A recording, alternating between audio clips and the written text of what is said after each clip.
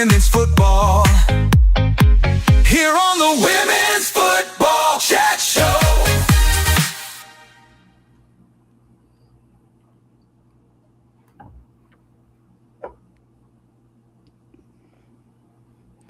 Hello everyone, just bear with us. A few technical issues with this one since we've changed over to a new streaming system. So yeah, welcome to the very first episode of the Women's Football Chat Show. This is a brand new channel where we will talk all things women's football, club, country, tactics, drama. We'll talk about it all. Tonight we are going to kick off a few things with international. As you know, most of the women are on international duty, where we have got World Cup qualifiers taking centre stage, and of course a few friendlies run about it, so we will talk about that. As you can see, I'm joined by my brilliant guest, as usual. Mr. Paul, how you doing? Yeah, all good. It's the end of another lovely week. Yeah, Friday, and we're all happy, aren't we? Of course. Of course, none of us are ever happy when we don't have club football, as many of you know. We come from the Arsenal Women's Chat Show, but on this channel we're going to try and not be too biased. We're going to put a couple of biased things aside, and we'll just keep that for the Arsenal Women's Chat Show. So yeah, my next guest up is the American Catherine. How are you doing? Oh, I'm so happy it's Friday. So happy it's Friday. You're always happy when it's Friday, innit? So Yeah. Kev, how are you doing? You all good? Not too bad. Had one bit of good news this week, so that's improved my general mood. And I might actually finally get to go and see my local football team on Sunday. Women's team? Or Yeah. Oh, yeah. And what one's that, if you want to mention them? Town. Good. And where are they in the league? They're in the National Southeast Division, and they're not quite going to make. They're not quite in the promotion race. Yeah. So, does their did they get a lot of money pumped into them, or are they a team that needs money put towards them for them to be able to progress further than what they are? They're not doing too bad. I mean, they originally were Gillingham, but then they got shafted by Gillingham Football Club. No surprises there. And Chatham Town said, "Well, come and join us, play at our ground." And they've actually got Keith Boyannis is the manager. He used to manage Charlton years ago. And his missus is Pauline Cope. Yeah, that's good. As long as it moving forward, teams like that start to obviously get some money pumped into them, and then they can obviously progress through what they have to progress through, and hopefully it's a team that we'll see in obviously some of the lower leagues soon. So, right, we've got a lot to obviously get through, so we'll obviously get straight into it, and we'll start off with the big one. Obviously, it being England versus Spain. So over 70,000 tickets have been sold, but remember, apparently no one cares about women's football. But 70,000 people are magically going to show up at Wembley and care about women's football, aren't they? So yeah, that's a very big number for women's football, isn't it? Yeah, that's great. I mean, there was 85,000 for the Euro final that was there a few years ago. But yeah, I was there for that one.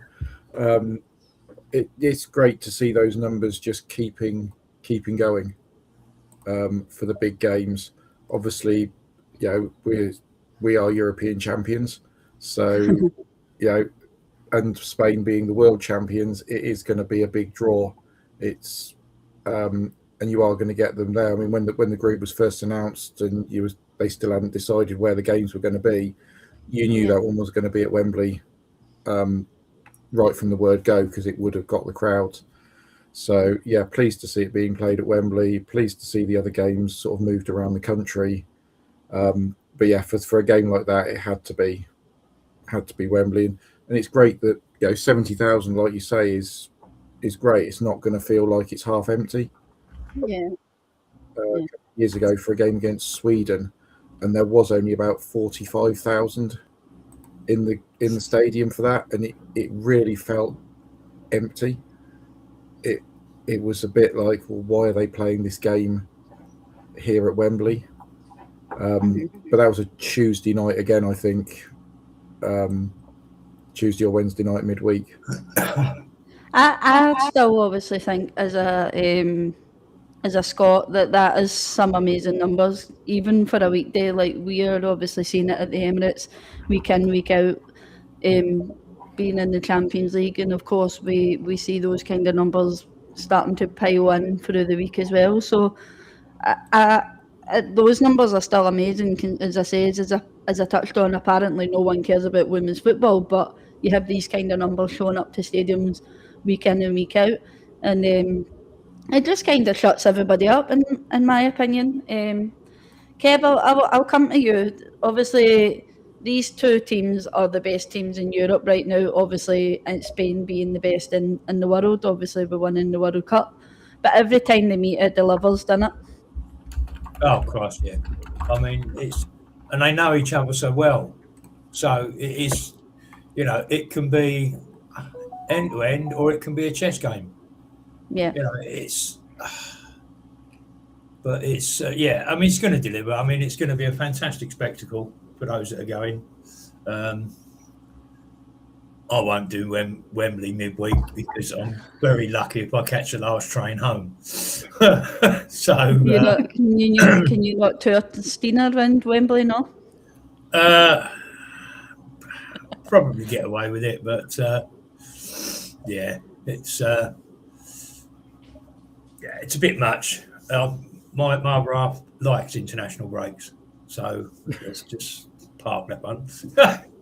But yeah, it's going to be a fantastic game, fantastic atmosphere, and I'm looking forward to sitting in the armchair with a can of beer.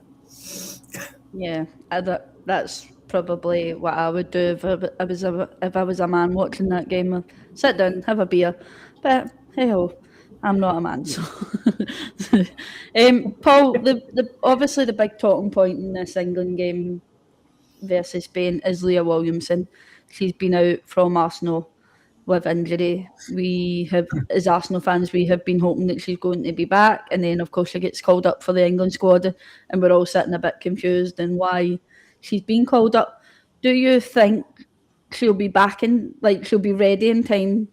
Because we've seen that she was doing individual training for England over the last few days, and yeah, I just don't think she's going to be ready for this Spain game at all.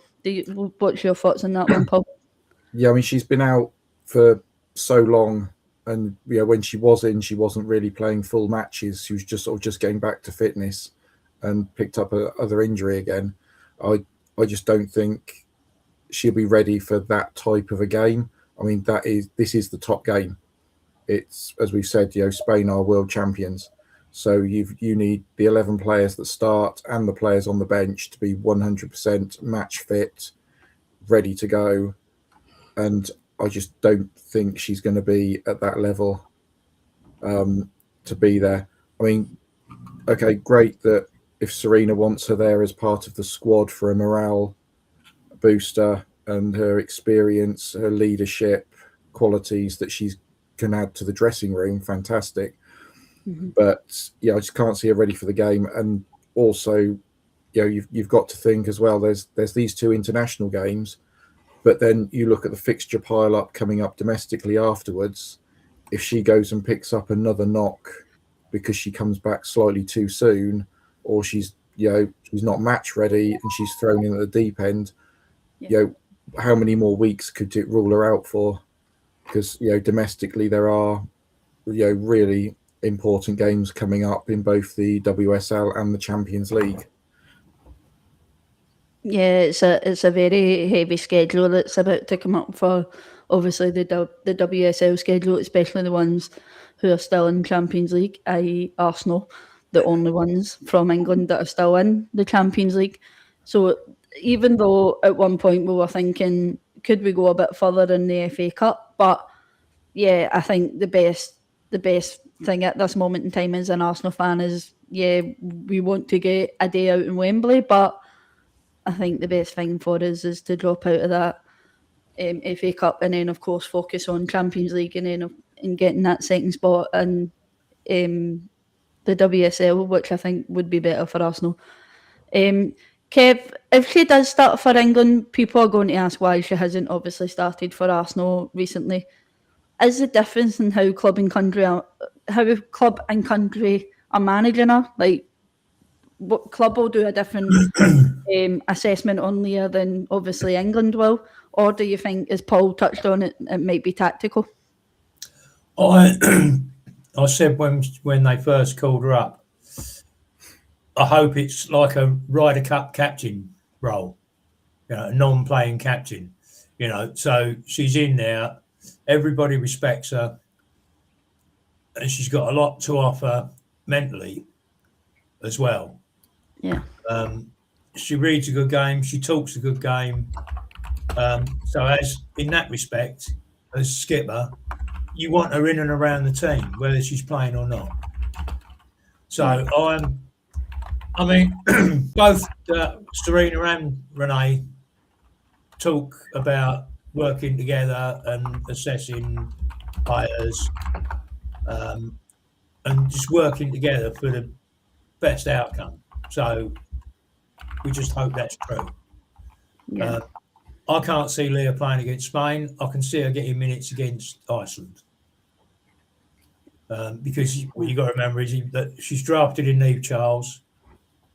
Alex Greenwood's back. Obviously, they've got Lotta. So they have got options, good options. Yeah. So there's no need to throw Leah to the wolves. Yeah, definitely there, Paul. Kev, sorry. Mixing the two yous up the night, so I'll call you Paul and I'll call Paul Kev, right? Please don't call me Paul or Kev. Kelvin, you've obviously touched on it a little bit in the comments there in terms of England aren't short of centre backs, are they? So even if Leah doesn't start, how do you see England lining up obviously in centre backing pairing? Because as Kev said there, you've got Lotta, you've got Niamh Charles, you've got Alex Greenwood. How would you see them setting up in that game? I think all Arsenal fans are going to say if you have no Leah, then you start Lotta, Ruben Moy. Just in what she has provided and like her ability to step up when Leah is out injured only gets seen at Arsenal. It doesn't get seen at the international level. Like, yeah, she has 2 Euro trophies to her name, but she didn't play a single minute. And I think England could have leaned on Ruben Moy a little bit more. And I mean, no offense, I just pulled up the full squad and the defenders, but like, no offense to some of these other center backs that are on there. Lotte Ruben Moy is probably your best choice to be replacing Leah Williamson. And personally, if everyone was fully fit, I would say start the 2 Arsenal center backs. Yeah. I would even say over Alex Greenwood, like, because I think that's even still a question mark, because she's also only coming back from injury just now. So is she truly fully match fitness to be able, or fully match fit to be able to be playing against Spain and against Iceland? Because yeah, you want to top the group in these World Cup qualifiers and it's an automatic qualification, but you can't let it slip too much where you finish 3rd and you're not even qualifying for the World Cup. So I think I just pulled up, England's last squad against Spain. I mean, and we're looking at a minimum of at least probably 2 changes, if not 3, from that starting 11. So right now I would say do Alex Greenwood and Lotte Ruben Moy as a center back pairing. And then you've got Taylor Hines available to you. I mean, Taylor Hines can play out wide over Lucy Bronze. Or she could play on the left as well. Esme Morgan, I would even say you could get her some minutes. I would personally keep Jess Carter on the bench against Spain. Yeah, bearing in mind you've obviously got Maya Letizia in there. I know it's a big laugh over Oh, that. right, at right. the moment, Yeah, but- sorry. I was thinking that she was a right back for a second. Yeah, I was going to say that there. I think most people, when she pulls in England top on, think she's a right back. But of course, her natural position at Man United is obviously centre back pairing. And as I say on this channel, we will take our Arsenal blinders off, and let's not take that away from Maya Letizia, that she is a brilliant defender and an excellent captain at that for Man United. So I don't think England are very short in terms of centre backs, and I don't think over these two international games that Leah needs to be played at all, because I just think, as we say, she's just been called up in terms of to be a mentality monster in the dressing room because she's the captain at the end of the day. But I think taking the captaincy away from Leah, and not saying take it away from her fully, but take the whole captain thing away from it. Leah Williamson technically shouldn't be at international when she's not really played a lot for Arsenal at the moment. And of course, we always hear Serena saying, "Oh, I won't pick players if they haven't been playing." So why have you picked Leah Williamson if she's not been playing? I just don't get what a thought process was there. Neither do. I think one of the most puzzling things is that Serena had originally called up 23 players. Yeah. Freya Godfrey had to stay back with London City due to like a shoulder injury or an elbow injury or something. She stayed back with her club. Serena brought in a replacement. We're now still at 23 players. But Yeah. then she went on and said, "Hey, we're also calling up Niamh Charles," which you're like, okay, so is this her telling us kind of inadvertently that I'm bringing in another defender because a certain defender is not going to be playing? Yeah. So for me, it was kind of an interesting. You've been calling up players to replace players, and now you're calling up a player to add to the squad in a position where you're likely losing your captain. So I mean, honestly, I would even though Niamh Charles is coming back from injury, I would probably even say start her over Lucy Bronze. Yeah. I mean, obviously we noticed in the Champions League that Lucy Bronze wasn't exactly up to herself. I still think Lucy Bronze carries a little bit of an ego from previous problems that she's clearly spoken about, and it's not really been addressed properly with Lucy Bronze simply because of the calibre of player that Lucy Bronze is, and she just kind of brushes it off. So I think sometimes that can affect England in terms of Lucy kind of brushing that past and moving on with some things. So yeah, Ryan has said obviously Serena needs a leader, clearly, especially for the Spain game. Like, Paul, I think there's plenty of leaders in that England squad, isn't there? That you've got Alex Greenwood, Kira Walsh, you've got Maya Letizia. Like, there's plenty of leaders that could take over for Leah in that Spain game, couldn't there? Yeah, I mean, I personally would have no objections to her being with the squad, but being named as a potential player in the squad after the injury and the no game time, that's where my concern personally comes from. But yeah, I say on the pitch itself, there are loads of leaders in that dressing room. I say Alex Greenwood, Letizia, Georgia Stanway, Kira Walsh. You know, they've all either captained the England team or they captain their respective clubs. So yeah, we have got some great strong players that will be out there on the pitch. But Yeah. you go back a few years ago in the men's team, and David Beckham as captain had the injury, but he still travelled with the squad, and he was still there, giving his his take on it and things.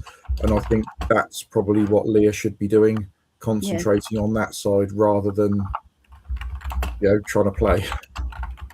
Obviously, Jason has mentioned as well that Leah did individual drills today before the team practice. She did not practice today with the team. I cannot see her playing with her fitness. It's also concerning for Arsenal/Leon match, which we have been saying for the last few weeks as Arsenal fans that it's very concerning the amount of time that Leah Williamson has been out. And I suppose we could talk about it all night long in terms of this show, but yeah, we're not there seeing behind the scenes in terms of what Leah's going through at the moment. Personally, I think it could maybe be a personal reason that Leah has kind of said, you know what, let's not rush me back here, because it could be Arsenal that could be saying, you know what, nope, you're not fit, you're not going on that pitch, we're not risking you, which previously we would have said if Steph Catley would have been fit and wasn't away to the Asia Cup, that you could tell Leah to maybe sit out for a couple of weeks and rest up. But at this moment in time, we're really relying on Leah coming back and perfectly fit. So, Kev, I'm now going to switch it over to Spain, who also have a huge absence in Aitana Bonmati. That's just not any player to lose. Do you feel their midfield suddenly feel different with our creativity and control in there? It will be different, and I'm absolutely gutted. Can you tell? Not to say that weakens them that much, because, I mean, their midfield players are exceptional, and that's where they run games from. But Bonmati does make a difference. Mm-hmm. I mean, if you need a moment of brilliance, she's going to bring it, unless it's a Euros final, of course, and then it doesn't happen. But She doesn't show up for the big games, Kev. but yeah, That's 2 Euros finals she's not showed up for, isn't it, Kev? There's still a force to be reckoned with, and like I say, our midfield's got to turn up and cancel them out basically and restrict. I mean, they are so good at close passing, the close control, and they are difficult to stop. But we've got the players that can do it. We've proven it, and without Bonmati, they are just a fraction off. But we know defensively they're not that great. Yeah. If you get at them, and attacking wise, we got options. So yeah, I think they will miss Bonmati, but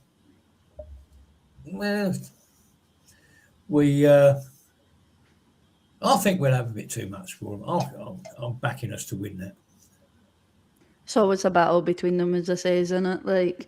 And plus on the flip side, obviously for Spain, they have got Patrigue Harrow back, which is massive for them. That gives them that balance again in midfield, as you touched on, Kevin. There, I think she's also been a miss for Barcelona and for Spain. Obviously, during her injury, Spain haven't really played much, but I think that will be a massive boost for them in the midfield, provided she's 100% fit. Yeah, she's been playing a lot of games for Barcelona. I think she's been playing up to 70 minutes for Barcelona at the moment. So I think she's obviously back. But we know what injury can do to players. It can take a little bit of time, especially when they've been out for such a long period.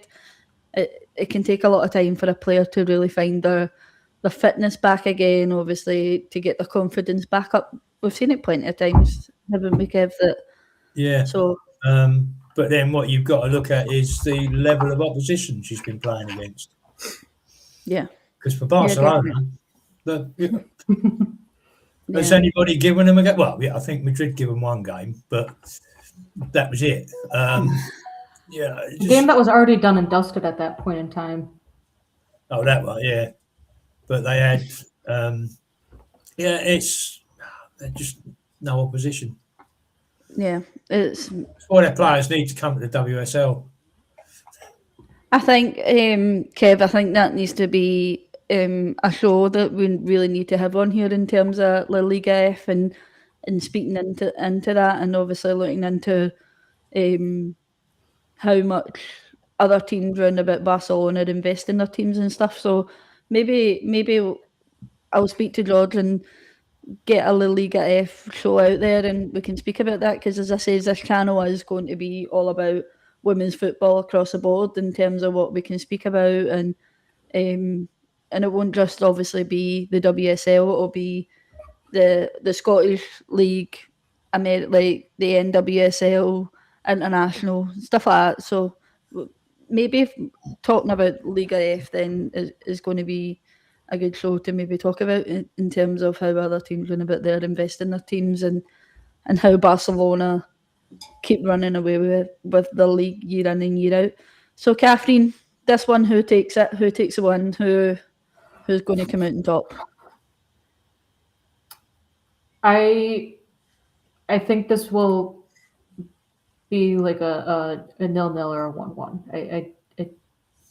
I don't. For me right now, I don't see anything else other than a draw in 90 minutes, which can't be upset with a draw in 90 minutes, especially.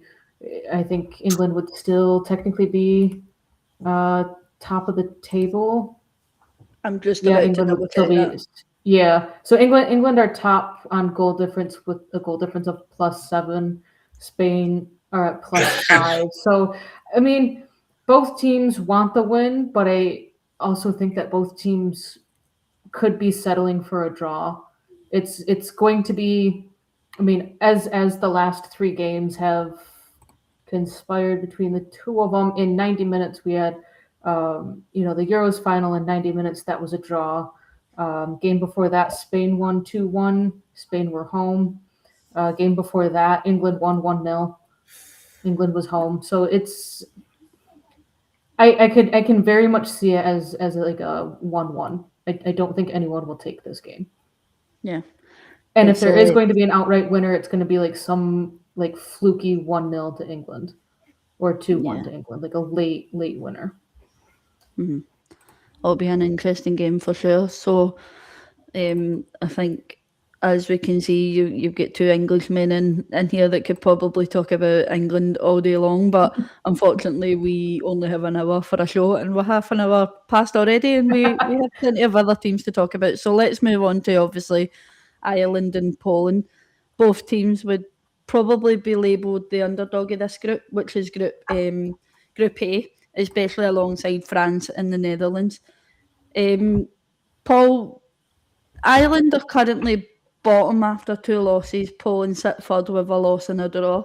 So realistically, can any of these 2 teams qualify?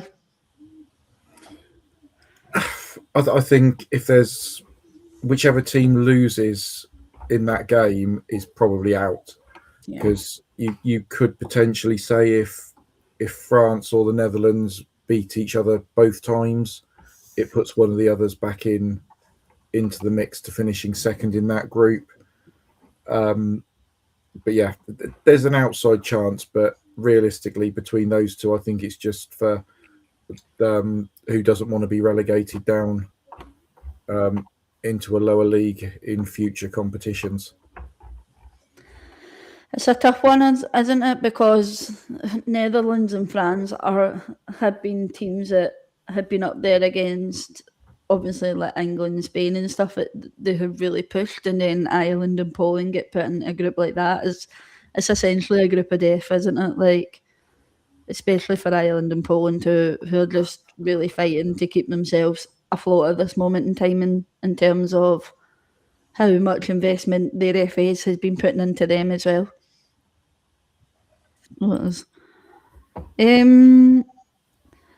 Kev, for Ireland, what do you think they need to do to be considered as like a genuine top tier European team? Yeah, again, back to investment, but I know there's lots of conversations going on, and the Irish FA are being battered by the likes of Katie McCabe. she's very outspoken about what they need to do. But it's also a case of getting more of their players into top tier teams, or to bring that level up. Because I mean, that's what you find with the top tier international teams, the likes of your France, Spain, England, Netherlands, Germany. All their players are playing at the top level at clubs. Yes, I know the Irish have got a much smaller pot to pick from. Pretty much, probably the same as Poland. There's not that much women's football, and certainly not being pushed. So it is a case of getting out there, which they're doing by. I mean, they had a good game against France. Yeah. You know, they pushed France, so they did Ireland. Went ahead, and it was only the subs coming on for France that changed the game. Yeah. Bloody Yeah. Man United players. But yeah, I mean, Malard was superb, you know. But it took that to beat Ireland. So they're knocking on the door, and they just need that little shove to, you know, take these teams on and start getting results. I mean, I would expect them to beat Poland. I think where I read, Kev, is something along the lines of like Ireland's league hasn't fully went professional yet. So I think, as we touched on, their investment needs to be put in to allow these players to go full time. I think Amber Barrett, that plays for Ireland, I don't know if she's been called up this time, but I know that she is also a doctor. So you think how intense her job is out within, how intense her job is out within obviously the Ireland squad, and then she gets called up to that, and you think, is she fully focused to be in that Ireland team? Like, I know I wouldn't. If I had to do my job and put myself into an international team and put full focus into that, I wouldn't be where Ireland are at this moment in time. Like, I just think they need to put more investment in. And as we touched on, Catherine, we said about obviously Katie McCabe, she's not just their best player, but she's the voice of the team. How important is her role in representing Ireland, not just in performance, but as a spokesperson for them? It's probably, she's probably has more of a voice and is able to speak out much more than like any of like the men's side. I mean, I don't really follow the Ireland men's team, but I don't really hear of any of their players speaking out. But it also might just be that my, you know, Twitter feed isn't coded to the Ireland men's side. But the way that McCabe is just speaking out and just trying to bring the awareness, I mean, we saw it be like the most effective for England right after their first Euros win, and then that massively helped. But then it's like Ireland, you have at least one player who is majorly speaking out, and they're doing what seems to be like nothing.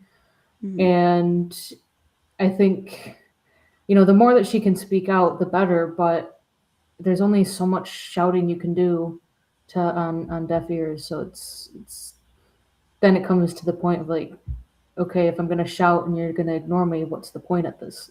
But I think it's all about consistency. And if you keep on calling people out, then more and more people are going to realize that, yeah, this is an issue and it needs to be talked about. Definitely. Obviously, I'll touch a little bit on it when we come to Scotland. Scotland is the same. The FA isn't really pushing as much as we would like them to push. But as I said, we'll talk about that when it comes to Scotland. I'm a Scot that's not going to miss out in Scotland, am I? So here we go. Paul, we'll switch it over to obviously Poland in terms of Eva Pajor. Do you think Poland are too reliant on her? Like, we know at this moment in time she's Barcelona's top goal scorer, but Poland are also in the same barrel as as Ireland, that investment in the rest of the team isn't really there, but you do have big names like Eva Pajor in your team. Do you think they're too reliant on her? Yeah, I mean, there's quite a few countries that we'll see over the next few days that they're not up there in the same league really as your Spain's, England's, Germany's, and with the level of investment. But they do all seem to have those one or two players, and when those players are not in the team, then you really notice a difference with them. It's almost, it's almost comparing your, big teams like your Arsenals and Man Uniteds over here to your small teams like your West Hams and Leicesters in the WSL. It's like watching potentially two different teams, but with the same, say, 10 players on the pitch. So yeah, I think that there's a few teams, and Poland being one of them, that do rely on those couple of sort of star players.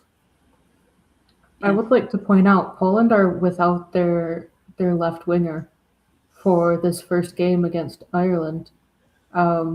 She got a second red card in the game against France, and she played 66 minutes against the Netherlands and played until she got suspended in the France game. So that could impact Poland in that game. Just being down, you're essentially your star starting left winger. And who is that's out for that? Sorry, Kathleen. I'm not going to try and say their name. You're not going to butcher their name. Yeah, if you want to put that in the comments for anybody, then I can pull it up so that it doesn't embarrass you in terms of butchering her name. I would say Crazy Man, but that's not Crazy Man.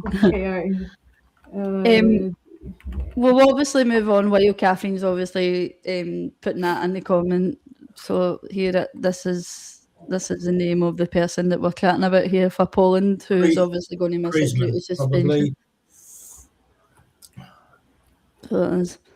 We'll move on to obviously Netherlands and France. Netherlands and France is a huge one in that group, and France obviously are top of that group with 2 wins, and the Netherlands have a win and a draw. So this could decide who really takes. Obviously, that game could obviously decide who takes top of that table. Kev, France have left Wendy Renard out of the squad, which feels a very big decision coming from obviously the French camp, and she's obviously been a very big presence in the French team as well.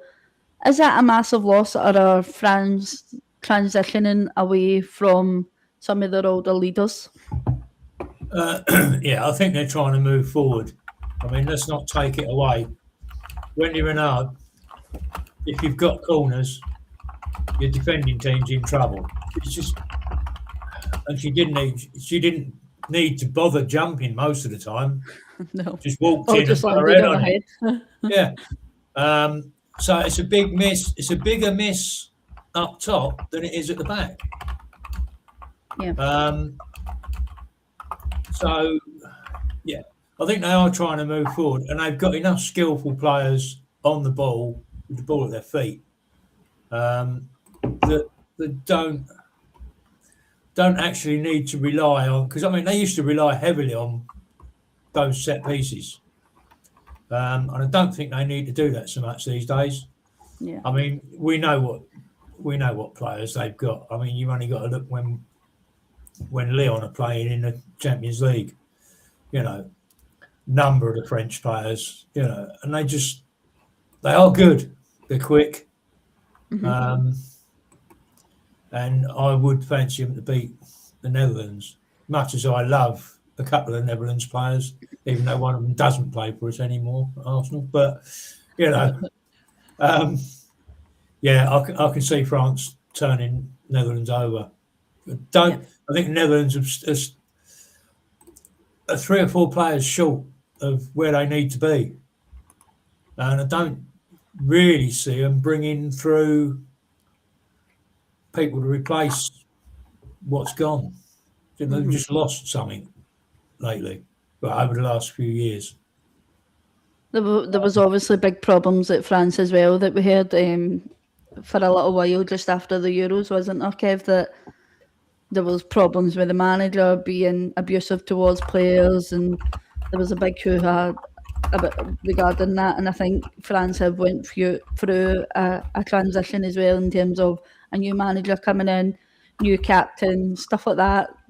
Those are things that you would think would unsettle a team, but I personally think in the Euros, France was one of the ones that we were thinking, oh Jesus Christ, do we really want to get them in the final, because they were so good in the last Euros, weren't they? Yeah, I mean, as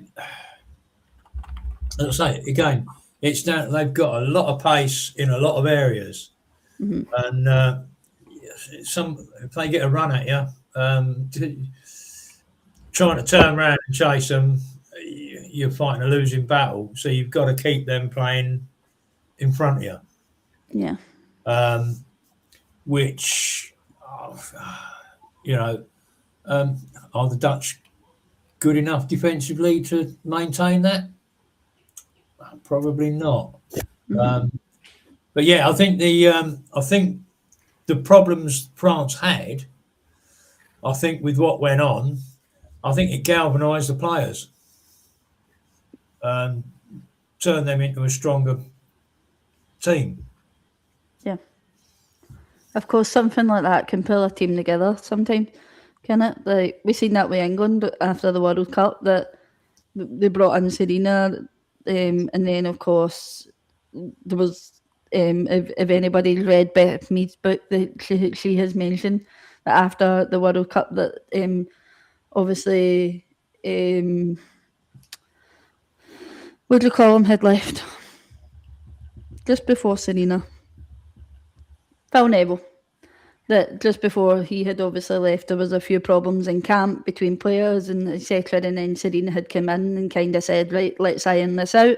And then, of course, they go on and win the Euros. And that sometimes just ironing those problems out can make a team better. And I think that's what happened with France in this Euros. Catherine, obviously, for the Netherlands, the big news that's come out is that Vivianne Miedema hasn't went to international camp due to injury. That for me will mean that the Netherlands will miss her, like her cutting the edge to her game. And she's so clinical. She's another one that's so clinical in the midfield for the Netherlands. She's another name that without they will struggle, won't they? Yeah, I think so. I'm looking at the Netherlands' last lineup, which was against Ireland, and she was playing in the same role that she plays in City, which is not up top. And I think they're just going to be missing what she brings to the pitch, and I think her talent tends to speak more for itself, and where you can see defenders or even some midfielders who are marking her, she tends to get a little swarm of them following her around, more than just one player. So that helps free up other players on the pitch. And if she's gone, I think it's gonna be a lot more of as we call it over here, man-to-man coverage, rather than floating to essentially the most dangerous player, when she is Netherlands' top scorer for a reason. She is their most dangerous player, and when you remove them from the pitch, it takes away focus on the one player to focus on the entire team. I'm not saying that like they only focus on her when she's on the pitch, but she tends to just drag whenever she's on the ball, or you're anticipating she's going to be getting the ball. She tends to drag at least one extra defender with her, and which helps free up other plays as well. So it is going to be a big mess. I don't know if she got called up, but Chastity Grant, who plays for Villa, she came on to replace Miedema in their last game. at the international level. So Chastity Grant isn't exactly someone that can't provide anything. She's been Yeah. doing pretty good at Villa I've this seen her doing season. it in the WSL for Villa, as she says. Like, Mhm. she's not a silly player. She's a good player. Obviously, we seen her. Well, I've watched a few of the clips from Ajax as well, and yeah. But I do think Viv Miedema will be a very big miss for them, especially when they do have that big game against France. So they do. Like, so yeah, as many people can see, I am the Scottish one of the group, and we will be talking about Scotland. We were talking about Scotland and Belgium. Like, I'm not going to miss a chance on that one, and I am very surprised to say that Scotland are top of the group, and they are top of the group in goal difference. It just depends in these next couple of games how it goes, but Scotland are also going through a very big transition period, and they obviously brought in new manager Melissa Anderetta from Australia. She did work with Joe Montemuro at Lyon, so I think that is a very big shout for Scotland to bring in someone like that. They have obviously just announced that Caroline Weir will take captain, and of course, my very good friend Erin Cuthbert, not a friend, but if anybody watches the Arsenal Women's Chat Show, will know how I feel about that one. But when it comes to Scotland, I'll stick up for her. Has obviously been announced as vice captain, and their last tournament was the 2019 World Cup. For me, that is a very long time. And the years of Scotland, we foot round about these big tournaments. So, Paul, what do you think Scotland need to do to get to the next major tournament? Well, looking at the other teams in their group, I can't see them having a problem finishing in the top two in that group. I mean, it's Belgium are a very good side. On paper, I'd probably expect them to win the group. But looking at like Israel and Luxembourg, I think Scotland have got way too much quality to trip up over them. So But it's Scotland, Paul. yeah, that is true. That is true. Yeah, I suppose they are the Spurs of the international scene, so it's possible. Yeah. But if they can get a point on the board against Belgium, pick up a draw against them, then they've got all the chance of going on and winning the group. Yeah, definitely. I think I have a little bit of hope. I'm hoping they're taking the good old strength for the men's team that's just qualified and putting it into their own. Kev, if you look round about teams, there's not really very many Scottish names round about. I know, like, for me, the structure in Scotland is not strong enough here, right? Although we have seen good names come out of Scotland, i.e. Kimmy Little, Julie Fleeting, Erin Cuthbert, Caroline Weir, like, for me, the structure in Scotland is still not good enough. Do you think some of these players maybe need to brand out in terms of going abroad, NWSL, WSL, to obviously be able to then be called up to the Scotland squad, and you can kind of look at them and say, do you know what, like, these are really good players? Because when I watch Scottish football, there is some talented Scottish football players there, but I don't think, as I say, I don't think the Scottish structure is that good for them to progress in terms of being named as a good player. Yeah, I think it's similar to the Irish situation. You need your better players coming up through grassroots into your sort of nearer your top of higher leagues. They need a pathway. Yeah. And if you haven't got that in Scotland, then somebody's got to go up to Scotland from England, from NWSL, from wherever, and pick up these better players and take them away for their own benefit. Because if they've got the drive to hit the top levels, They need to be somewhere where they can achieve that. Yeah. And if that can't be achieved in Scotland, then yeah, they've got to go elsewhere. Mhm. And unfortunately, that is until you've got the investment through the pyramid and the top clubs are putting the money into the women's teams with facilities. It's not about making them professional and paying them a fortune. It's about providing them with the facilities to make them the best they can be. I watched Crossways with Steph McCaffrey today, who's gone in at Leyton Orient, and they're in Tier 7. They're not paying the players, but they've got health insurance. They feed them properly after games. They train it, and these players have got full-time jobs. They train once or twice a week, and they're whooping the arse off of teams in their division because the FA wouldn't let them go any higher. They're winning games 28-0, Yeah.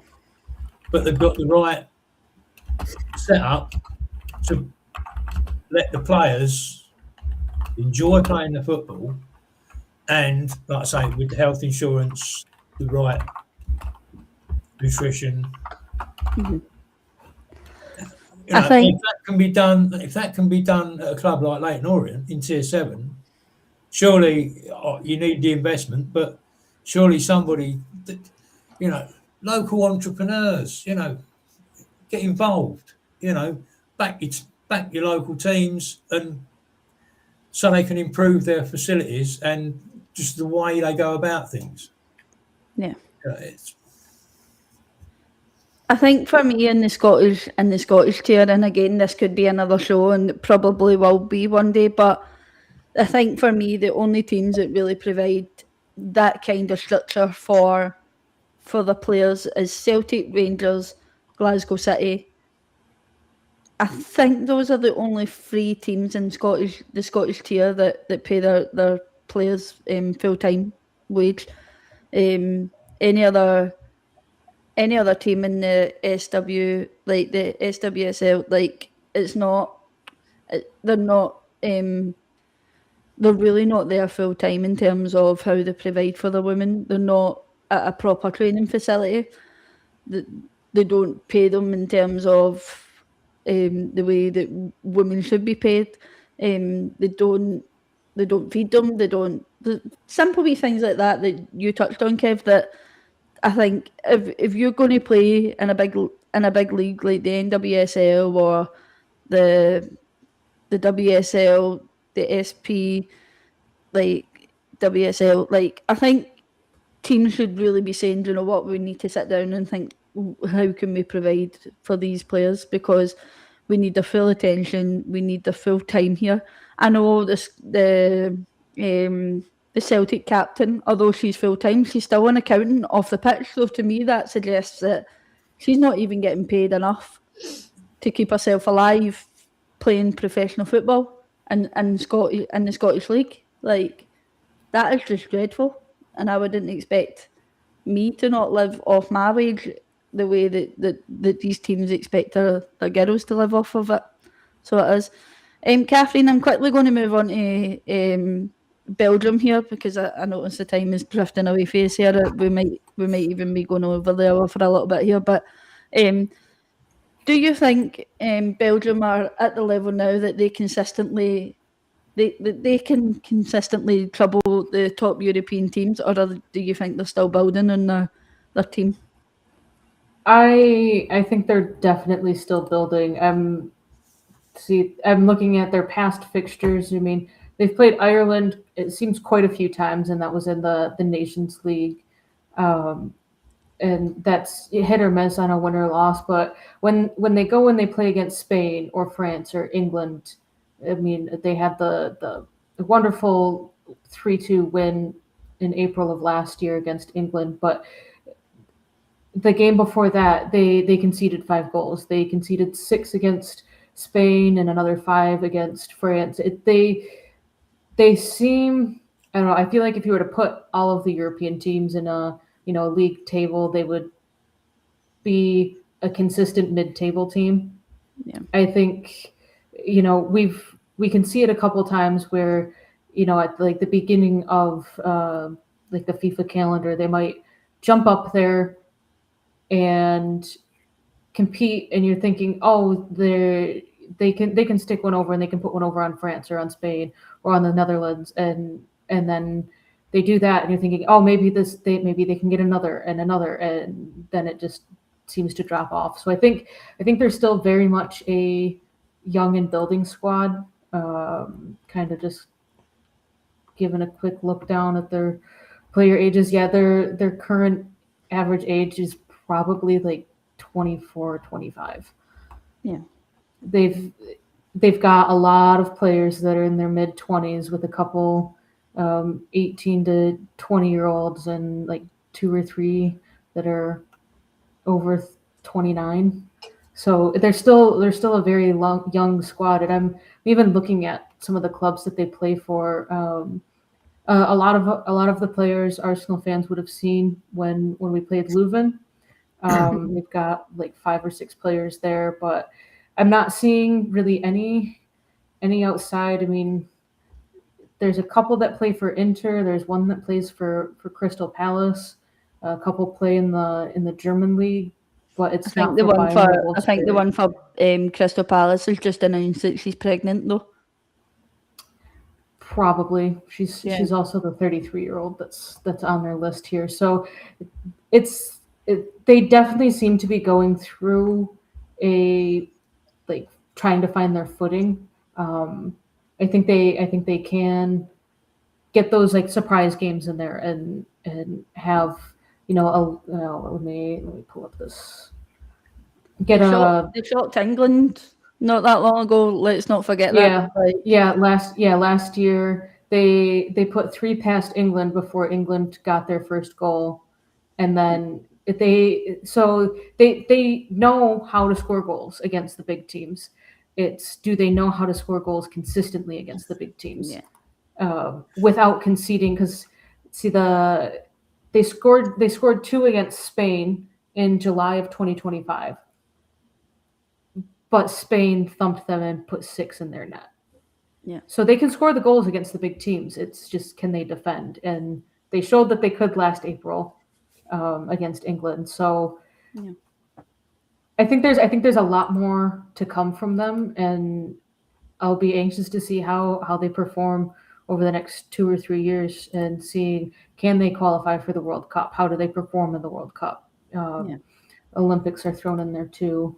In this, It's a team. calendar. It's a team to watch. I think Belgium. Like it's a team to keep an eye on. I think going forward, because I think their FA has also done a lot of work on them as well to try and get them to better facilities, better team, and obviously provide them with a lot more things to make them better. So it is. I was going to obviously touch on Norway and Germany, but as I say, we're slowly but surely running out of time, and I think Paul wants to touch on this little one. We asked a few, what teams do you want to talk about, and Paul threw Gibraltar out there.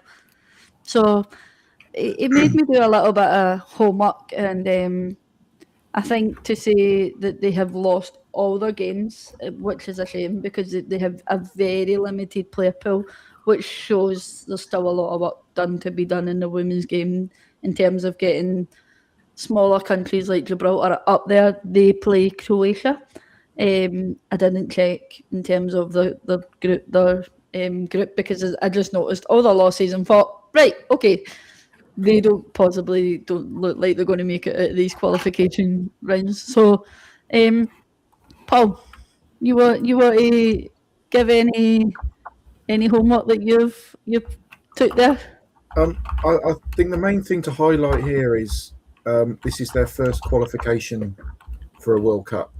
They've only been recognised as a nation for about 5 years, just like the men have. So, they are still learning. They are still, finding their feet as such. I think the proof that this new formatting system is for the qualification, taking a Nations League style approach, is working. The fact that they lost 11-0 to Slovakia who are a team that are ranked very similar in the Nations League. Just imagine what that would be like. I was at the game between England and Latvia a few years ago that finished 20-0. Crazy. So, and that was in the old qualification format. So I think it just highlights that all these teams, although Gibraltar are losing every single one, they are playing teams that are of similar ranking to them. Yeah. So it's not like they are going to get thumped 20-0 week in, week out playing for them, but there's still a long way to go for places like that. But I mean, they've got such a small pool of people to choose from, even less than, as we spoke earlier, the likes of Poland and places. So it's going to be virtually impossible for them long term to establish themselves. I mean, if they get a draw, that'll probably be a great result, and they'll be out on the piss for the weekend. And Gibraltar, I heard it's cheap. Well, okay, it might be a whole week then. But yeah, it just highlights the different levels there are across Europe. Definitely. Kev, obviously, how difficult would it be for a team to obviously build depth when your player pool was so small? It's it's probably not going to happen. I mean, they're probably going to be relying on the bare bones,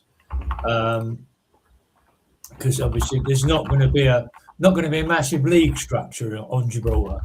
Yeah. 3 teams. Yeah. Yeah. 3 so- teams, like, come on. Yeah, it's they're going to be picking the best that they've got available. It's not beyond the realms of possibility that they could all of a sudden dig up some superstar players. It does happen. People come from obscurity and all of a sudden, boom. But highly unlikely. So, but I mean, it's good for the lower ranked sides to play each other and have a chance of qualifying for a big tournament. But by that same token, the way it's done, some of the bigger teams will fall by the wayside, won't qualify. I'll give you the Men's World Cup. No Italy. And you think how dominating Italy have been in the past, Kev? Like, yeah, but that's This is what their third World Cup works now. yeah. It's you will lose some of the big teams, and you'll get a couple of minnows in there. Yeah. Yes, it does then great to qualify for a World Cup final. But yeah, it's a balance. And it is aimed at trying to spread, grow the game in the smaller nations. And that's the whole reason for it being done. I can understand it, but you tell the Italians that's what it's all about. I don't think I want to fight with an Italian. As a Scot, fighting with an Italian is not a very good idea. There it is. So obviously, before we finish, we'll obviously talk about the USA, especially with Catherine being here. They're playing Japan 3 times in friendlies this break, which I find bizarre to play 3 times in one international break, which is, I don't know why the USA can say, playing 3 games is really good.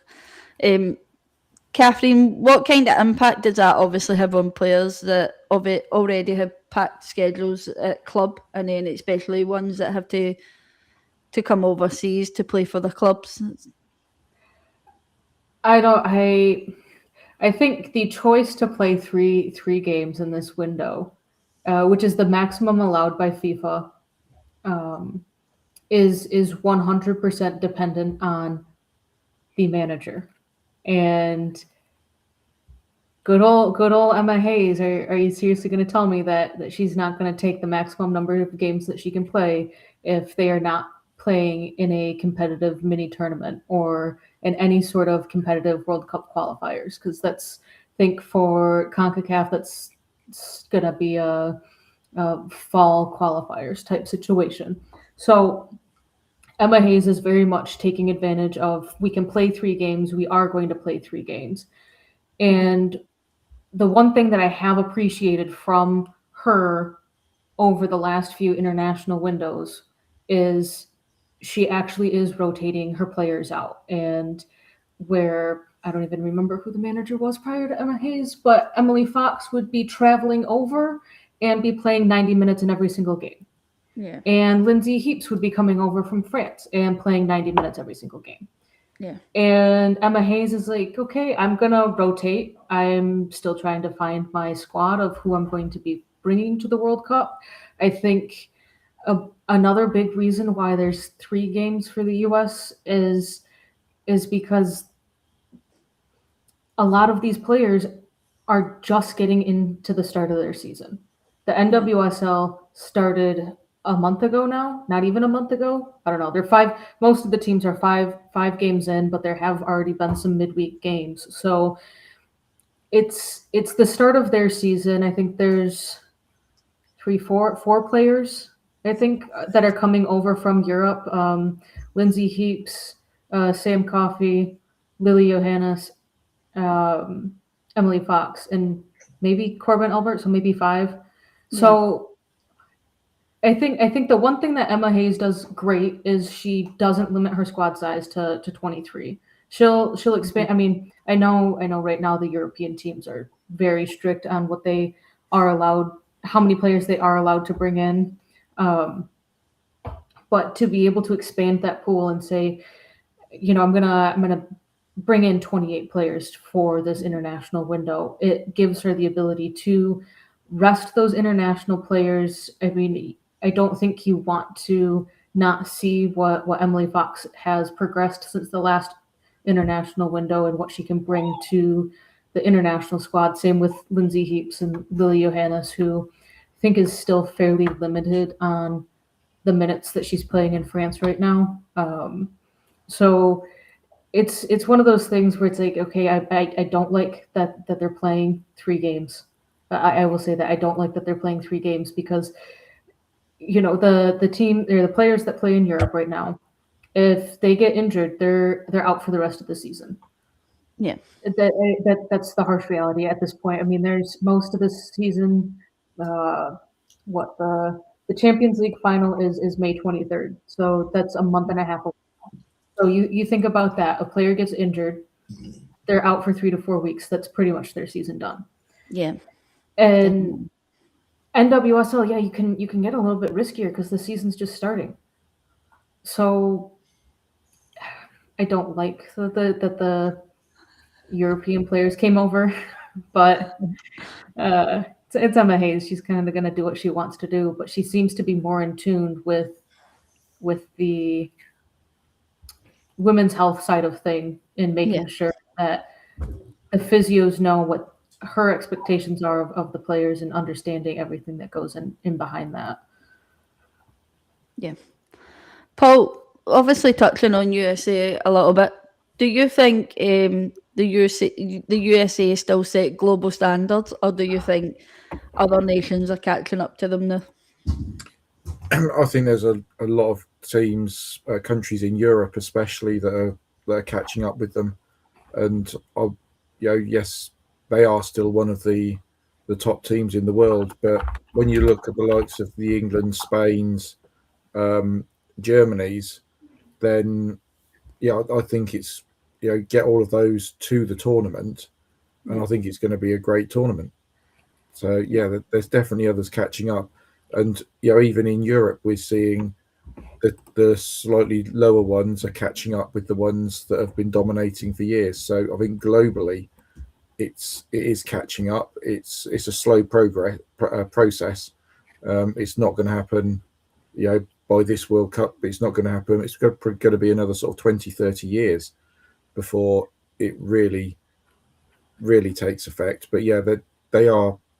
I don't think America are the team anymore. It's a group of a few. I don't see Team USA sitting as that top player or that top team right now. I think I will say the one thing that I think the US is doing better than say England right now is getting in the youth players and actually bringing them up to the senior team.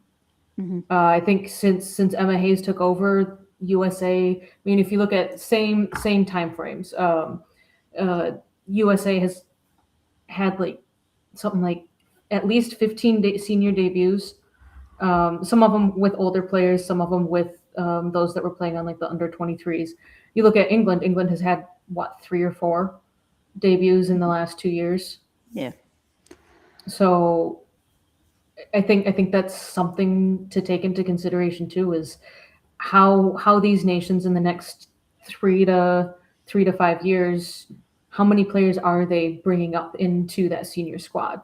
Otherwise, you're going to end up with players that are out on pregnancy, out on retirement, and bringing in a very, very green side.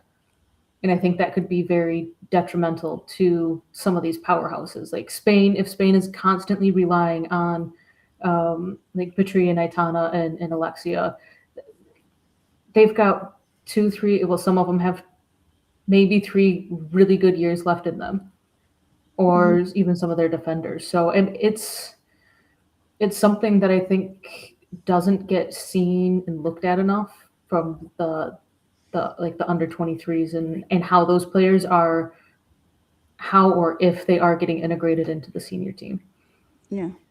Kev, for however long the USA have obviously had their national team, they've always seemed like 10 steps ahead of every other national team, haven't they? Like, it's taken a long time for teams to catch up to the USA. Yeah, and that goes, I mean, back in the day, that goes back to the college system. Yeah. When I was coaching in the 1990s, just make me old, we had a team, I was contacted by a team that were coming over from the States. And wanted a couple of friendlies. So I thought, yeah, we'll play it. We'll play it. You come to us. We've got a private football ground. And I just thought it was a college side, on tour. And when they turned up, it was the California State under 18s. And they absolutely wiped the floor with us. Like I say, there wasn't an ounce of excess weight on one of them. They were athletes first, footballers second. And that's what I believe the difference was, is why America basically had that period at the top of the game. Because their fitness regimes were second to none. And so they didn't have to worry about their fitness. All they had to worry about was their football content. Yeah. But yeah, they have been caught and passed. And Emma Hayes, I think, much as I really do love Emma, Take your Arsenal hat off now, Kev. she is what they need. Yeah. She is what they need to bring them There's back. definitely no taking that away from Emma Hayes, that she's not a very good coach. Like, we've seen that, obviously, with her being in the WSL, as much as us as Arsenal fans want to say, oh, Emma Hayes, she's a good coach. She knows what she wants out of players. Like, Catherine sent me a clip today where Emma Hayes is saying, I actually looked into the mental state of a woman when she's on a menstrual cycle. Like, I looked into stuff like that and seen how that affects players. So in terms of Emma Hayes just being, she's not just a coach, but she wants to understand her players and how they go forward, and obviously their footballing career. And I think and I said this to Catherine as well, I think that's a downfall at Chelsea at the moment, that they don't actually have a manager who understands the players and doesn't understand their emotions behind the person that they are. And I think that's why a lot of Chelsea players are now turning around and saying, I don't want to play for this manager. Considering what we had previously, we had someone who understood us, who looked into our emotions. So I do genuinely think, as much as we say, oh, Emma Hayes, we don't like her from being at Chelsea, but we also have to accept the fact as well that Emma Hayes was part of the pivotal role at Arsenal on winning the first European trophy. She was there. She was in the background, like, so. I mean, she learned from the best. Yeah, Can't deny that. yeah. I think because like, yeah, definitely. So I think obviously before we move on, Catherine, you want to touch on the new goalkeeping rule that has been brought into the NWSL and obviously over in America. If you want to touch on that, and then I am going to we'll have to close just out the show. disappear now, Laura, I'm afraid. No worries, Paul. Thank you but very much for coming on. Thank you. Thank you. And I'll Bye, see have you a all good soon. one. I don't particularly think it is a extremely new rule. It is just being more strongly enforced. So Premier League started, they got new rules. One of them was goalkeeper holds on to the ball for more than 8 seconds. A corner will be conceded to the opposition. We've not seen that actually taken into effect in the Premier League. The NWSL this season is hammering down on their rules and regulations, and one of them is that 8-second rule.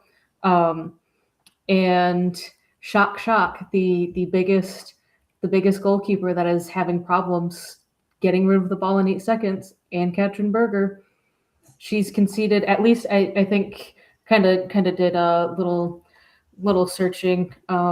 She's conceded, I think, at least 2 corners in one game for time wasting on a goal kick.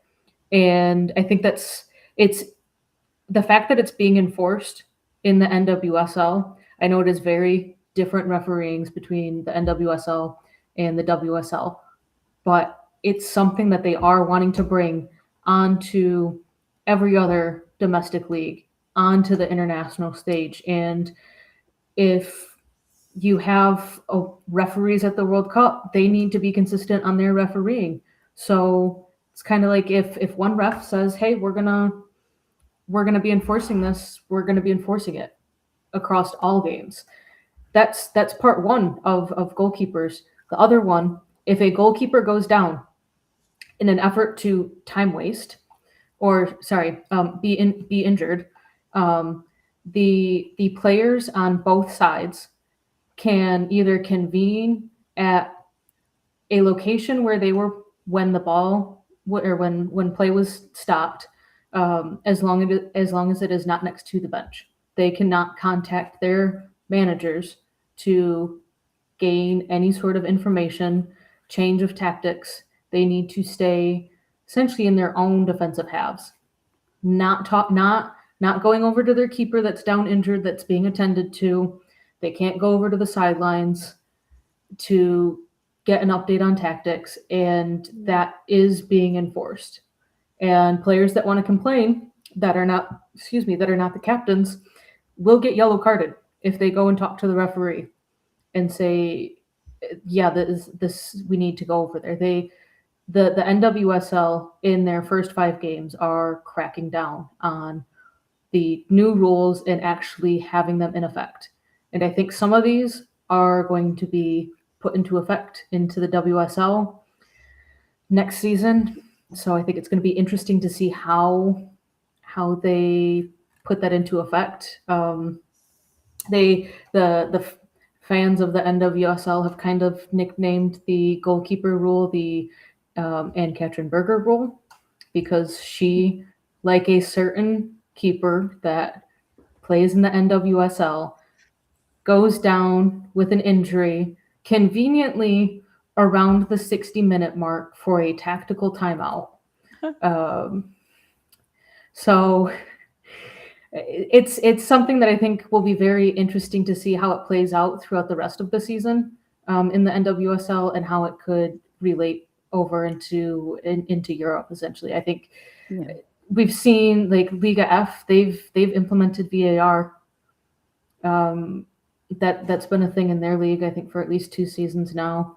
I'm not sure on all of the rules for the French and German leagues, but it's something that I think we could start to see implemented a little bit more consistently, especially with the World Cup happening next summer for the women.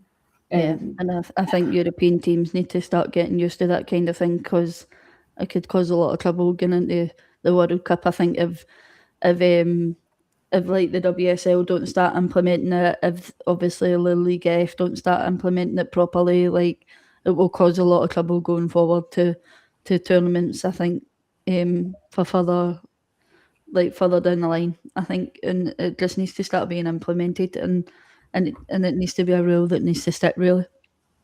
this is how much that they've been implementing all of their rule changes. In the 5 games that they've had so far, there are 4 teams that have only played 4 games.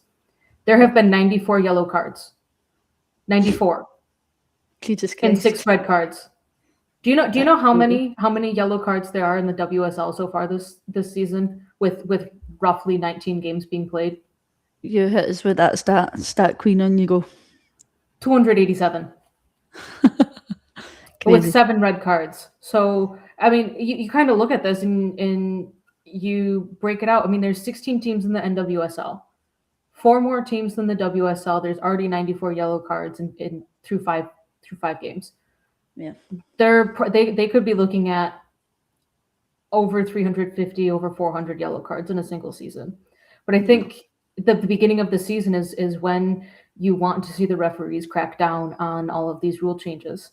I think the opening weekend of there were, I think, 2 or 3 red cards in the opening weekend, because they were in the NWSL. Apparently, though, this season, you can get a yellow card reduction. It's called the good behavior rule, where if you go 5 games in a row without receiving a yellow card,